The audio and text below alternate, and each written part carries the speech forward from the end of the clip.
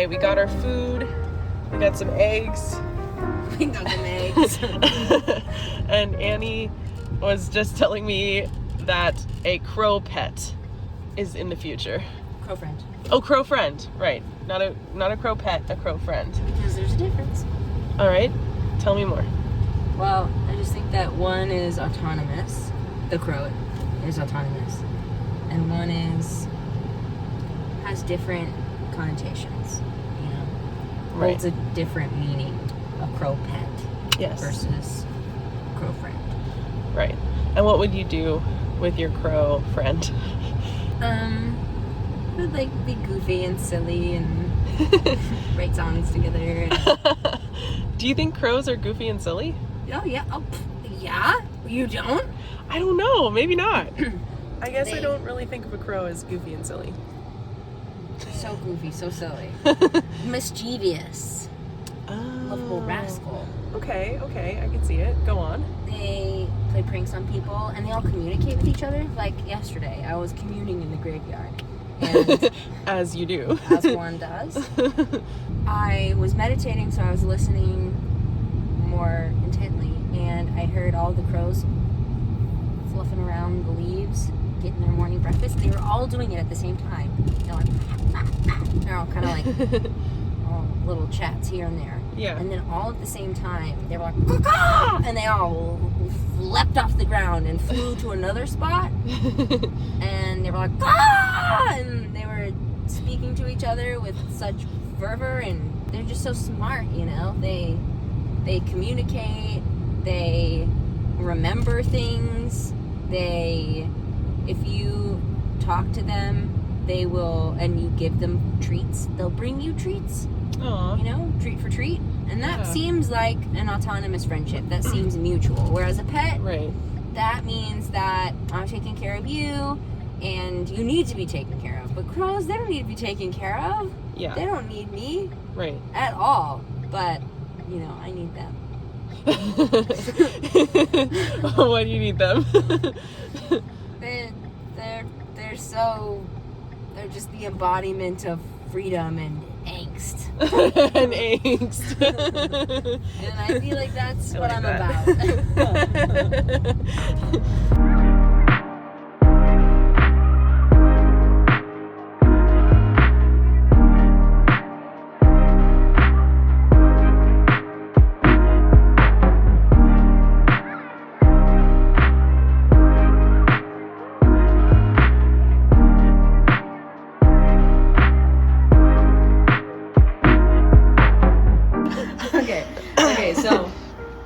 So Kim is over here, like in the corner, like kind of drunk, and she's like, "You stole my goddamn house."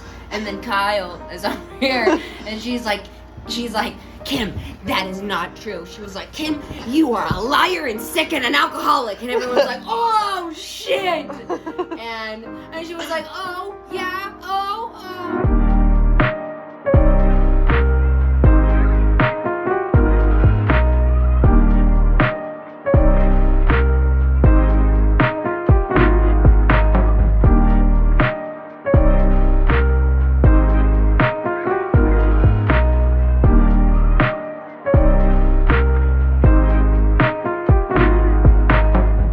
So we were watching the Housewives, wait, let me get this name right, The Real Housewives of Beverly Hills, which Annie really likes the Real Housewives franchise. I've never seen it before, so this was a first for me, but Annie likes to talk to me about it sometimes, so now I at least have a point of reference for the people in the Beverly Hills one. But Annie fell asleep while we were watching. They've been really busy, like just going with work and with this show that they've been in, which we are going to go to in a few hours. I'm going to get to see it. Actually, for the second time, I saw this show that Annie was in last year, but it has been reboot this year and they're starring in it again, except it has a twist this time. And I'm so excited to see it. I loved the first one. And it's such a creative show because it's like 52 scenes, but every night they're in a different order. And so I remember last year I really wanted to watch the show more than once because it's a different experience each night. But I didn't get to. So this time, coming to visit Annie this year, I'm really excited. I get to see it twice, today and then tomorrow. I love watching Annie perform. Annie is such a good actor, and acting is their passion, and I've been their biggest fan since day one. So can't wait. So happy to be here.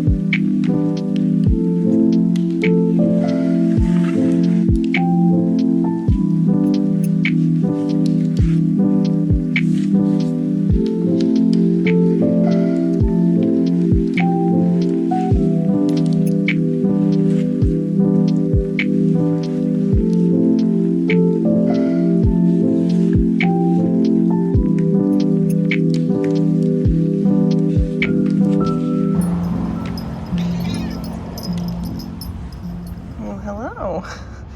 Who are you? Hey. Hi. I don't have food if that's what you want. I'm so sorry. Wow, you are so affectionate. Yeah. Oh, yeah. That's nice. Wow. Just a neighborhood cat. Whoa, look at that tail swish. Look at the swish. Yeah. Look at those whiskers. I'm just waiting for Annie. They went upstairs to get something, and this cat just came right up to me. I swear. Cats love me. I think it's because I give them their space, and then they're like, oh, I have chosen you as my new best friend. Isn't that right? Look at that face.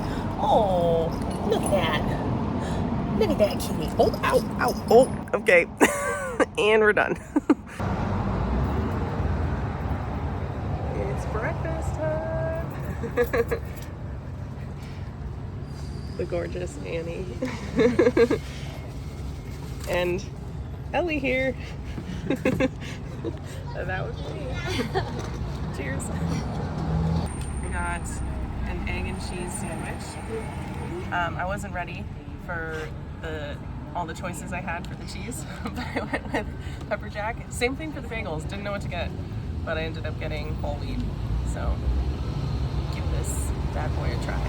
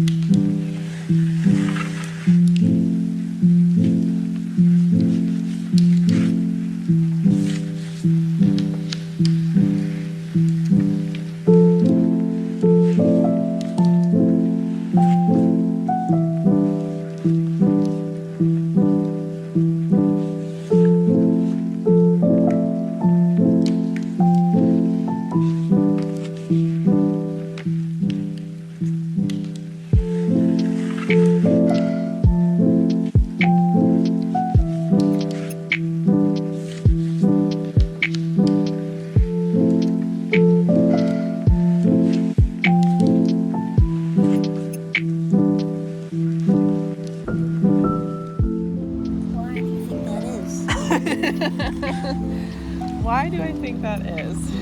Yeah. Annie turns the camera on me at the opportune moment. Well, to catch you up, viewers, I was just talking about how my 1 year at university when I was in a film program, 2 of the scripts that I wrote were about suicide. And that is a very good question. Why were they? I mean, I think it's probably an on the nose, honest answer. I myself was feeling a lot of suicidal ideation that year, going through such a low time. Yeah.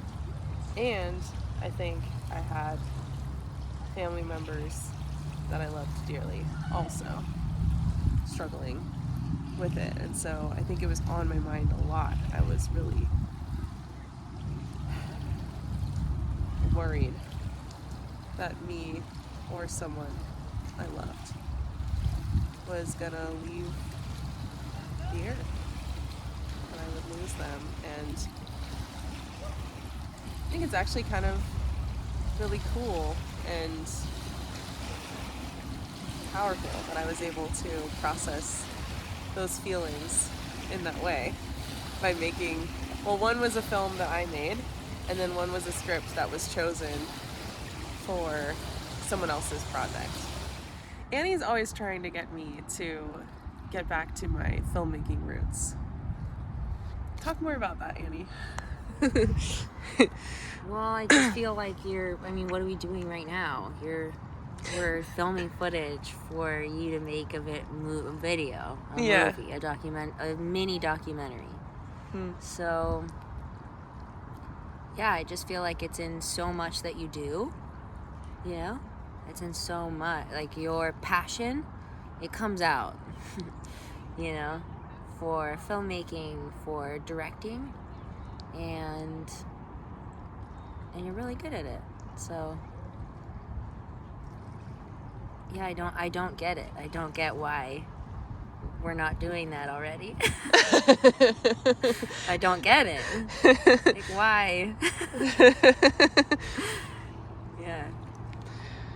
Well, we have talked about doing a project together. We have talked about that, yeah. And I'm so down. Yeah, me too. And maybe that would be a way for me to kind of like ease back in a way that feels attainable. Yeah, and like safe. It's too big. Yeah. It does feel too big. Too much to chew off sections. Yeah.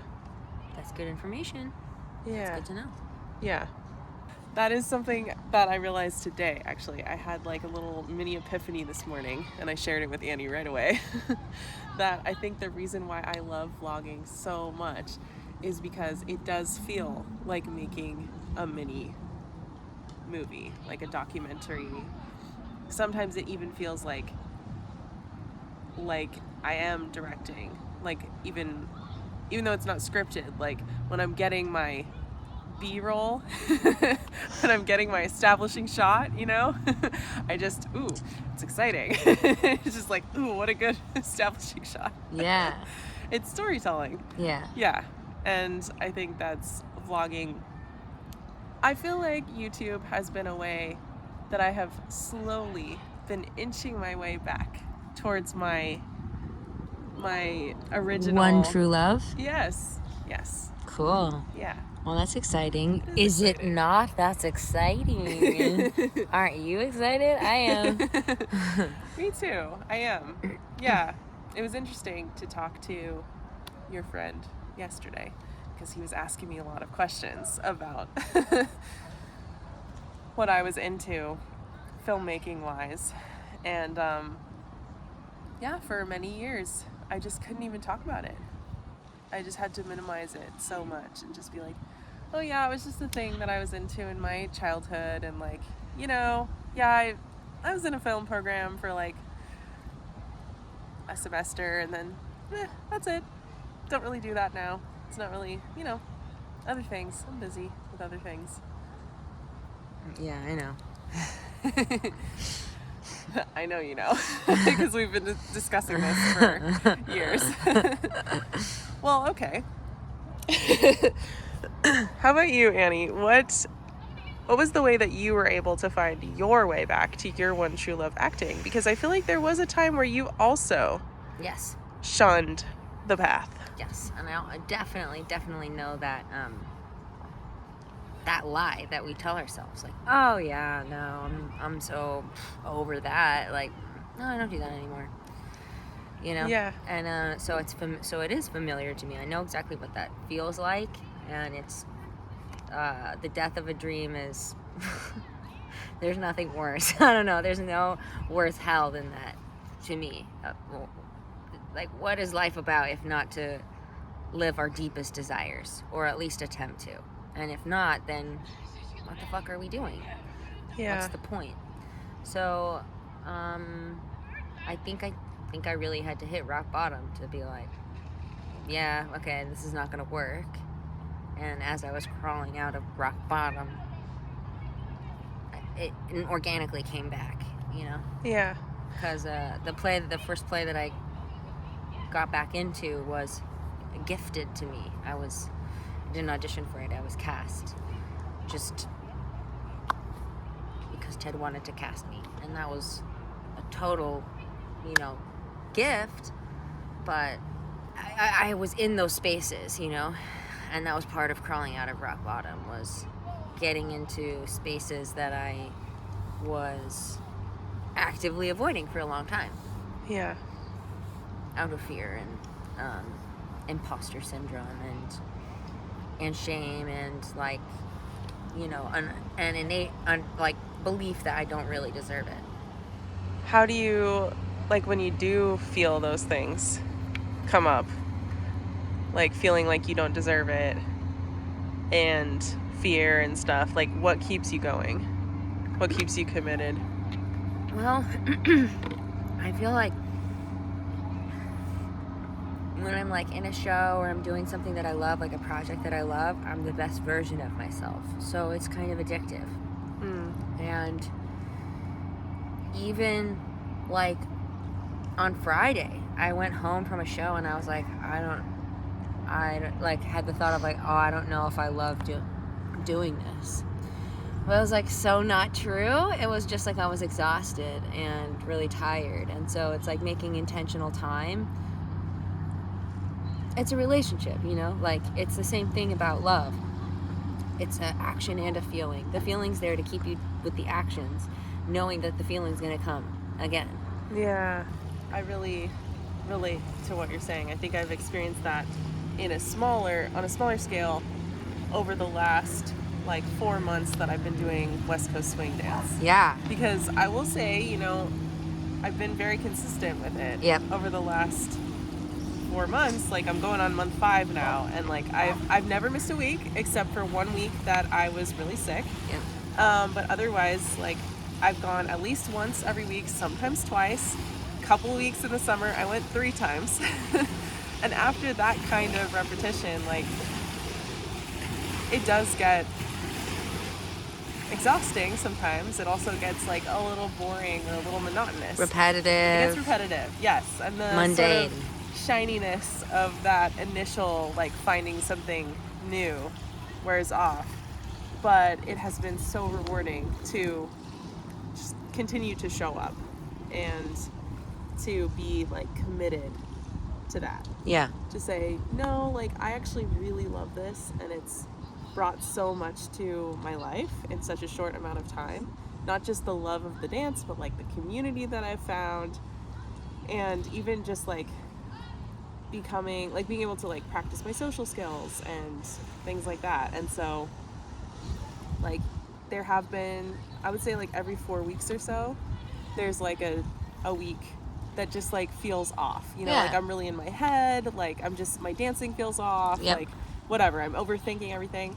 But I try to remind myself, like, I will feel that spark again, and it usually comes, like, when I, like, learn a new move that, like, feels really good, or, like, I meet someone new, or, like, the people that I already know, like, we have, like, a great moment together or whatever. And so then I'm like, oh yes, yes, I'm so glad that I continue to show up. So, what do you think's stopping you from bringing that attitude to film? honestly, the first thing that comes to mind is like,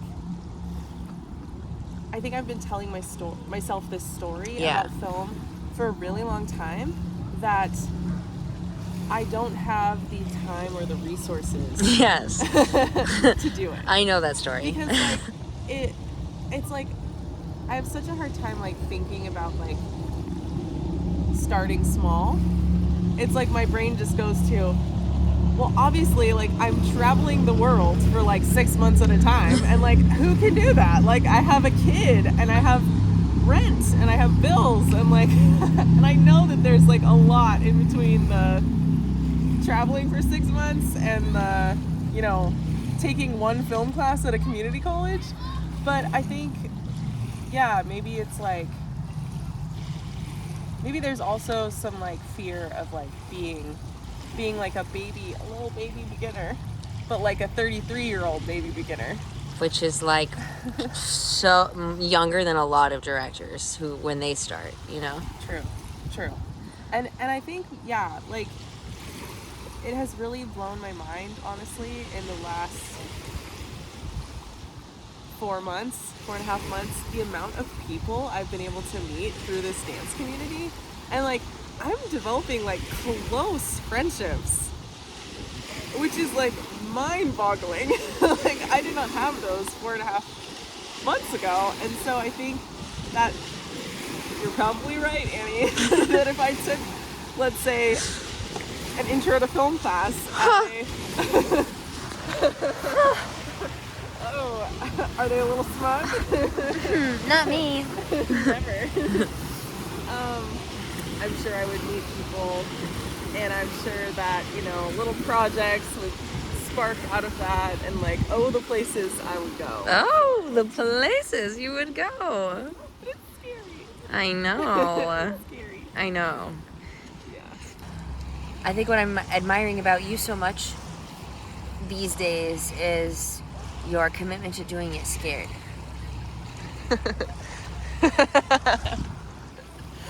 That is the only way I can do it these days. I'm scared as fuck.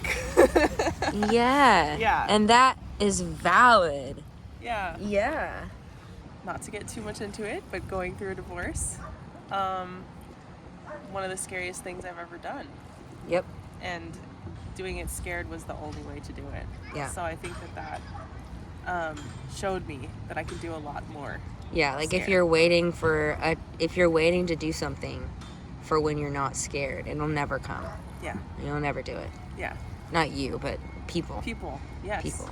Yeah. And me specifically. Right. Well, yeah, all the above, right? Yeah, like, it's a human thing. Yeah. That bravery is doing it scared. Yes. Yep. And being willing to make mistakes. Ooh. Yeah. That reminds me of this TikTok that I saw that was like, I need you to understand that the price of excellence is embarrassment. And that you will never get to excellence without that. And you're just going to have to accept it. That on the path to excellence, it is embarrassment. That is how you get there. Because how are you going to be able to, like, and that's also about learning. Like, I was thinking about how my car is like kind of beat up, you know, and like how, especially back in the day, it was really beat up. And I was like, but that makes sense. How was I, like, when, you know, like parallel parking, you don't know you truly don't know how far you can go until you hit someone. And then you're like, that's it. That's the boundary, you know? And I guess, like, for me, that's how I learn the best. And I think, and that's also, I think, in the same TikTok, talking about, like, you can know something in knowledge, and we've talked about this a lot. You can know something in your head, but implementing that and understanding it in your body and in real life is so different. And the only way you get that lived in the body somatic experience is by just doing it and falling on your face and like accepting that is the reality. And nobody who has gotten to wherever it is that they want to go has gotten there unscathed. Yeah. You know? Mm-hmm. Agree. No notes. Cheers. To your health. Yes. I love you, Annie. I love you so much. I love you so much. You're just at the beginning. We are just at the beginning, you know? Yeah. I feel that. You know, I am 33 and I'm gonna turn 34 in February. 34 years young. Yeah, it feels young. It is young. It feels young. It's a kind of a baby adult, you know? Yeah. Yeah. I think that this process I've been going through recently of decentering romantic relationships has helped me realize how young that is. How young that is. Because I think when I think about being old or like the ticking time of age, like I'm thinking about it in the like context of my desirability. Yes. Based off of my body. Yes. And how it looks. And like, how it sits and how it and like how successful I'll be in like having romantic partners. Yeah, and how you so much more to life than that. And how you like measure up to the capitalistic measuring stick. Yeah. With the date markers going up. Yeah. Life is short, but life is also long. And like there's just so many different ways to live it. And I would like to live it to the fullest. Which is like a new thing that I'm trying. Yeah. Yeah. It's going great so far. I bet. It is. Yeah. Living life to the fullest looks great on you. Thank you. Thanks. Yeah, that's cool. Same. Living life to the fullest looks great on you too. Well, I think to bring us full circle, I think the fact that you're so curious and intrigued by people the way that you are, and when you are already creating and wondering and imagining their story and their life, makes you a wonderful director. It makes you made to do that. And yeah, I just think sky's the limit. Are you gonna star in my breakout film? If I get cast. If I'm good enough. I don't know if I'm right for the part. You're good enough. Hold this for a second. Okay, Annie was amazing in the play yesterday. Amazing. It blew my mind. They cried multiple times and it was so authentic and so moving. And every time I see Annie act, I'm just blown away by just like how much they progress each time. And just like, truly, I feel like you've had like an explosion of growth in your acting in the last like year alone. Yeah, it's just practice. It's literally showing up. Yeah, I mean, thank you for saying that. Thank you for seeing me in that way. But it truly is just practice. It is truly continuing to show up and believe that change is possible. So like there is more to the path always, and then it just keeps getting fun. So as long as you do what's fun, then, and like I feel like our granddad would always say the most important thing in life is to have fun. And it's weird because it's not how he lived his life. But it was his advice on his way out. He was like, what's the most important thing? I was like, to have fun. And I can't tell you how profound that is now, because like it felt really self-indulgent at the time, but really what it is like, that's what's right. That's the magic. That's talent. That's inspiration. That's true love and connection, is when people are really having fun. And I remember an ex that I was just talking about earlier today.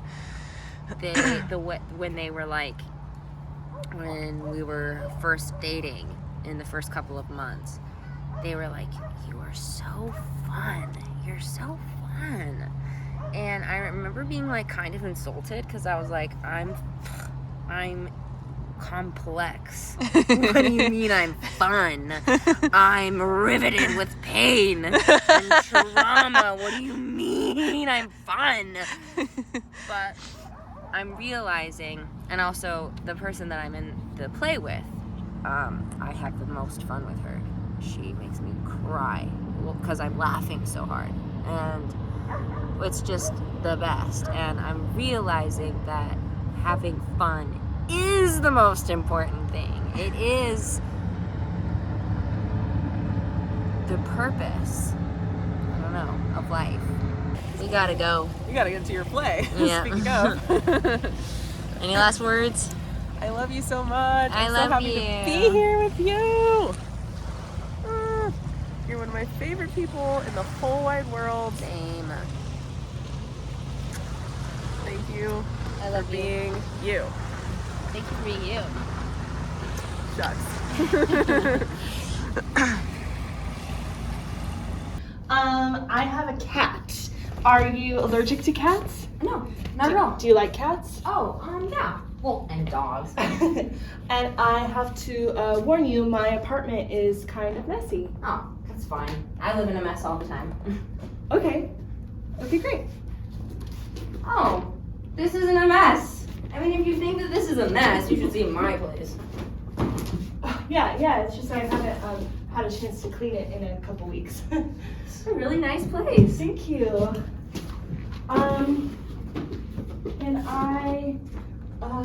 Can I get you some tea?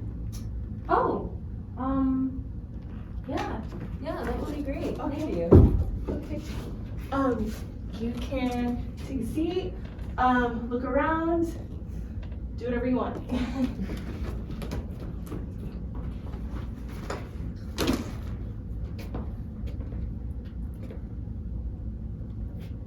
Hey, do you have any roommates? No, I live alone. Great.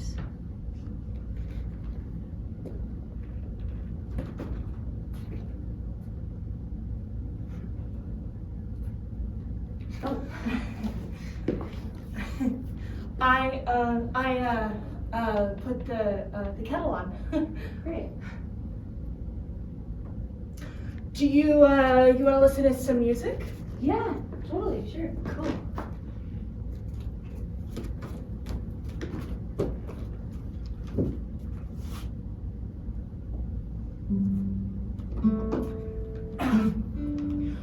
Do you, by any chance, smoke pot? Definitely. Okay, great. I already have a joint roll. Oh, great. I have a lighter. Oh, yeah, great.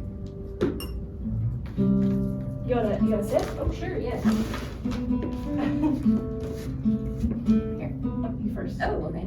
Well, if you insist. Yeah.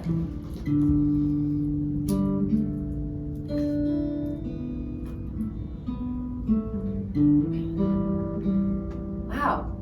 What is this? It's pot. No. No, the music. Yeah, it's Emily Stormer. You like it? Yeah. Yeah, it's great. It's like really good. I've never heard anything like it before. Yeah, I think she's the greatest guitarist in the world.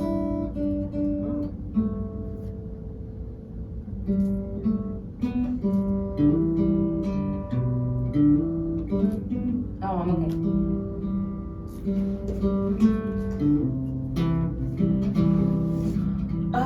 You gotta listen to this part coming up. It's my favorite part.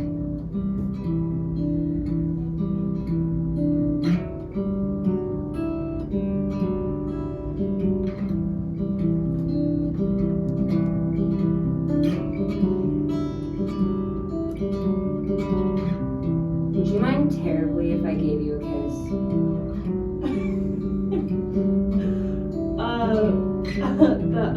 The kettle's boiling. Yes, it most certainly is.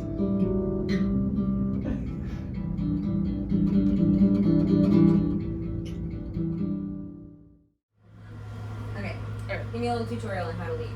Okay. It's just like. No. Let me teach you the basic steps Okay. first. Okay. So you're always gonna start with your left foot. Okay. I mean, these are so you learn the rules to break the rules, but we Yes. have to start somewhere. Yes. So we're going 1, 2. And back. Nope, that is East Coast swing. Right. Okay. So West Coast is 1, 2, 1, 2, 3, 1, 2, 3. Okay. 1, 2, 1, 2, 3, 1, 2, 3. 1, 2, 1, 2, 3, 1, 2, 3. And a 1, 2, and 1, 2, 3, and 1, 2, 3. And then let me teach you a sugar push. The sugar push is your thinking step. So anytime you don't know what to do next, you do a sugar push. Okay?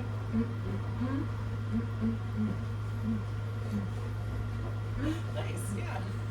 Okay. That's a sugar rush. So, so you're gonna go back with your left. 1, 2. Okay. Yep. 1, 2. Now we're gonna switch directions in the middle of the 1, 2, 3. 1, 2, 3. 1, 2, 3. Okay. So I'm going Okay, so it's towards 1, you and then 2, 1, 1, 2, 3. Yep. And then 1, 2, 2, 3. 3. So this is how we start. We start apart. So we start like this, okay? Now, we have to be grounded. Let's take your belly button and stick it back, towards your ribs basically. And you're not leaning back, but we are gonna have some tension like this, okay? This is like This is what we want. this is what we want. And then we've got our arm like kind of up like this, especially me as the follower because I'm doing a lot of like Yeah, and I'm more like down, like, yeah, but at the ready. yeah, at the ready. Exactly. I'm ready. Yes. Right. So this is sort of our starting. This is what makes it West Coast swing. That's what the instructor always says. It's just with these two hands first. Yeah. Ready? So you're going back with your left. 1, 2. Now you're gonna catch me with your hands. Okay? I'm gonna push down and in, and you're gonna hinge like this. Okay? Ready? Go. What? Oh, back with your left. Yep. 1, 2. 1, 2. Yes, exactly. Look at you. Okay. You're a leader. I mean, we knew that already, but. Okay. Yep. So we're like starting like this. Yeah. Yep. And then this is a slot dance, so we have to stay in our slot. And the follower is basically I'm trying to go from one end of the slot to the other, and you kind of get to decide like when you want to stop me from going. But I'm just gonna keep trying to go until you stop me. Left side pass, you're gonna go that way. You're Like gonna this open. No. So your shoulder's gonna go Oh. that way. Yeah. Pretend you're like opening the Presenting door. you. Yes, exactly. Got it. Okay, so 1, 2. 1. Other way. This shoulder goes back. Thinking. Yes. Yeah. Okay. 1, 2. 1, 2, 3. 1, 2, 3. Yeah. Ha, Ready, da, whenever you ra, are. da, da. 1.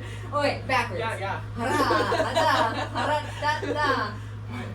2. 1, 2, 3. 1, 2, 3. Yeah, there you go. 1, 1, 2. 2. And then this shoulder goes back. Backwards.